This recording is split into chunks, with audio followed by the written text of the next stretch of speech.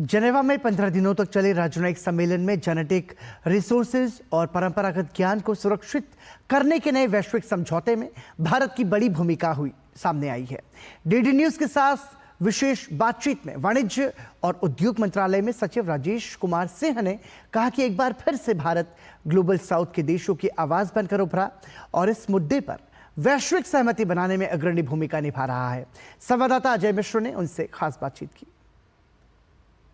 नमस्कार, आप सभी लोगों का इस खास पेशकश में बहुत ही स्वागत है। भारत, जैसा कि नाम से ही पता चलता है कि भारत यानी ज्ञान की धरती, और पारंपरिक ज्ञान भारत की अलग पहचान रखती है पूरी दुनिया में। और भारतीय पारंपरिक ज्ञान और ख़ास तौर पर यहाँ की जैव विविधता को संरक्षण देने के लिए एक वैश्विक ट्रीटी पर सहमति बनी है। और इस सहमति में भारत को लीड किया है जो वाणिज्य और उद्योग मंत्रालय में सचिव हैं राजेश कुमार सिंह जी, और उनकी टीम इस समय हमारे साथ हैं समझने के लिए कि ये क्या कुछ है नई संधि और इसका असर क्या पड़ेगा। सर, बहुत बहुत धन्यवाद। ये जो नई वाइपो ट्रीटी आई है पेटेंट को लेकर के, भारतीय ज्ञान परंपरा और जैव विविधता को संरक्षण देने का, उसकी ज़रूरत क्या पड़ी? सबसे पहले हमारे दर्शकों को आसान भाषा में समझाएं। आसान भाषा में समझाने के लिए मैं 2-3 उदाहरण से अपनी बात शुरुआत करता हूँ। आपको ज्ञात होगा कि पिछले कई वर्षों पहले कई ऐसे प्रयास हुए जिसमें जो डेवलप्ड कंट्रीज़ हैं उनके यूनिवर्सिटीज़ ने, उनके बिजनेसेस ने कुछ हमारे भारत जैसे देशों के पारंपरिक ज्ञान और जेनेटिक रिसोर्सेज के आधार पर कुछ उनके प्रोडक्ट्स को, उनके रिसोर्सेज को चोरी छुपे पेटेंट करने की कोशिश करी थी। उसमें 2-3 उदाहरण आपको याद भी होगा। एक हल्दी का पेटेंट निकालने की कोशिश की गई थी। एक बार बासमती को टेक्समती के नाम पर एक पेटेंट निकालने की कोशिश की गई थी। यहाँ तक कि योगा के लिए भी एक कोशिश हुई थी। तो इस तरह के जो एफ़र्ट्स हैं उनको हम अक्सर बाद में हमें लिटिगेशन के थ्रू, वकालत के थ्रू बंद करने की कोशिश हमारे तरफ से की जाती थी।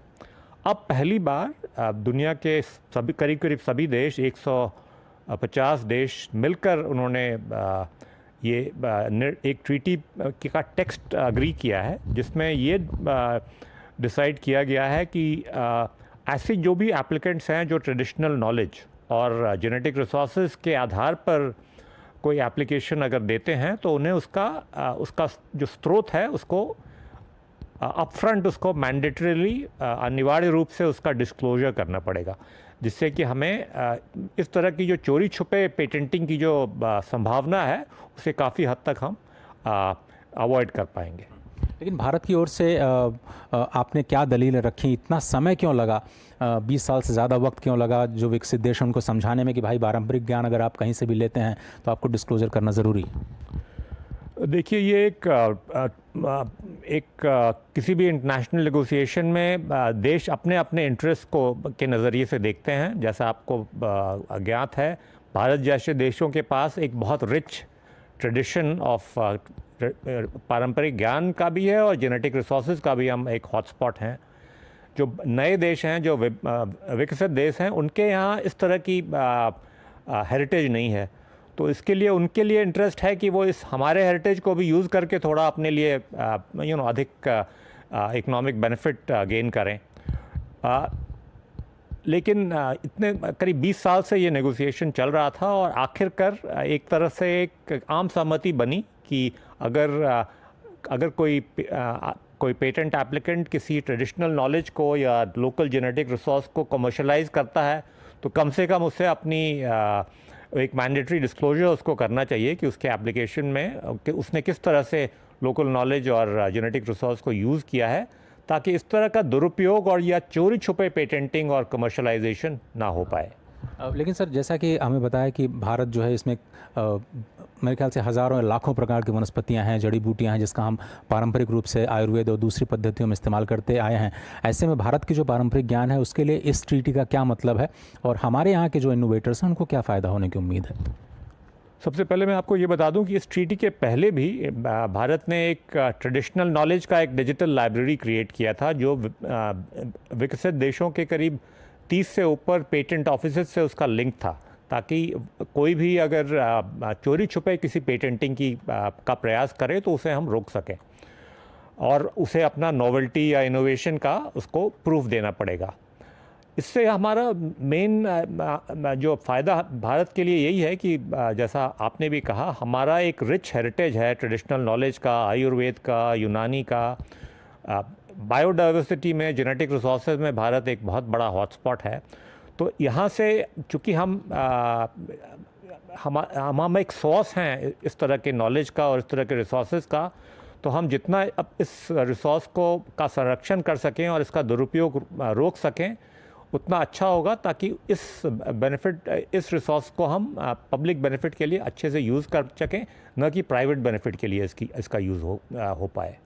और अंत में आपको ऐसा लगता है कि ये भारत एक बार फिर से ग्लोबल साउथ की आवाज़ बन करके उभरा और इस मामले में भी उनके हितों को भी संरक्षित करने में कामयाब हो पाया वाइपो के प्लेटफॉर्म पर?